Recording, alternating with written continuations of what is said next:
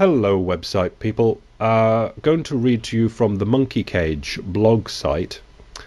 It's not a particularly interesting article as such, but obviously I think it's worthwhile me reading it to you, and I'm just going to pick parts out of it.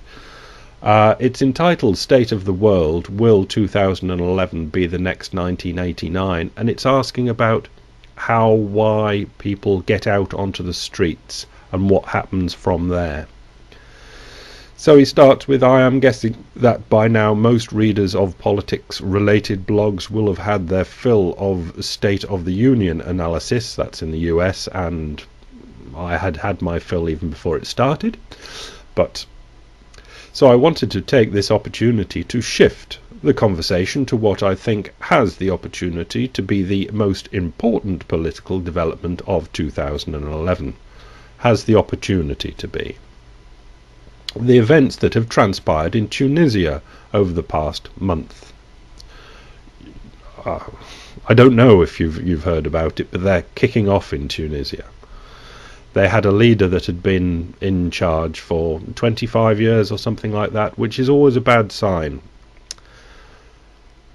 While undoubtedly important for the Tunisian people, the larger question is whether Tunisia could turn out to be the Poland of the Arab world. You know, Poland and solidarity, and how they kicked off the Eastern European states pulling away from the grip of the Russian bear. The first transition away from a regime long thought to be immutable that sets in motion a path of regime change throughout the region. At first glance, this would seem to be extremely unlikely, and that's what I thought. Prior to Tunisia, it is difficult to remember the last Middle Eastern regime to fall outside of an external invasion. Iran 1979, I think it was Iran 1979, and then the Ayatollah took that over, and it was called the Ayatollah's Revolution against the Shah. And yet, a quick glance at Google News search for Tunisia reveals articles linking protests in Tunisia to events in Egypt, Algeria, Jordan, and even Gabon and Indonesia. And now that stinking dangerous shithole Yemen. That was my bit, by the way. So it's an interesting article. I'll just pick out number 2, and you can read the rest if you feel interested in it. Number 2. One of the most interesting theoretical pieces I ever read about the collapse of communism was a 1991 World Politics article by Timur Kuran. In this article, Kuran posits that even people living within a regime that is perched on the edge of collapse may not realize it. The mechanism here is to assume that different people have different thresholds for when they will be willing to publicly oppose the existing regime. And this is simplified, but I think it does give us an idea of how we might be. Imagine a country with 10 people. One person who is willing to protest if there is at least one other protesting. One if there are 2 protesting. And 1 if there are 3 protesting, etc.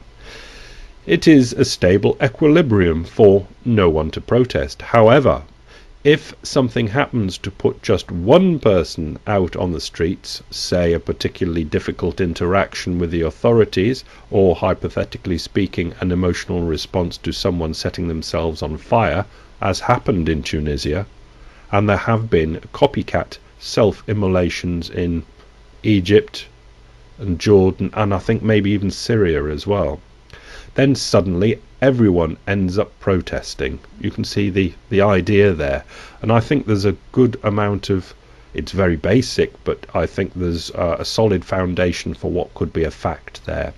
Anyway, I'll leave you with the rest of that article, link obviously below if you want to read more, but I'll just go on to a comment that was left below that article. The commenter comments, Interestingly, I was a visitor to the Soviet Union in 1989 and also Tunisia at the end of last year. In neither case did I get the impression that the country was on the verge of revolution, but I did see interesting parallels. One crucial aspect was the state pushing out the same old propaganda about how good everything was, which was in such marked contrast to the people's everyday lives. It created contempt for the leadership. There was a feeling that if they needed to create such blatant lies, things must be very bad indeed, and the leadership must feel vulnerable.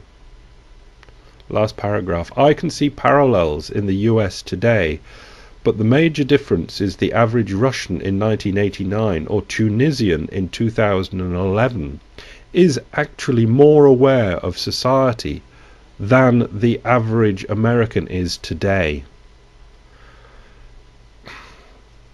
It's a dodgy end because surely if you live in American society or UK society or whatever society it is, you know what's going on in your society. That is what you do know. You can see the politicians giving it large with the bullshit, but you can also sense what's going on in your society because you're plugged into it.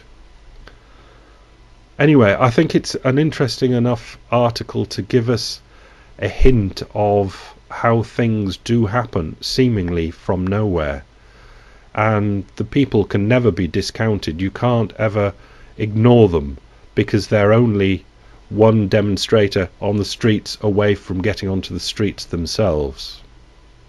Leave it with you. Bye.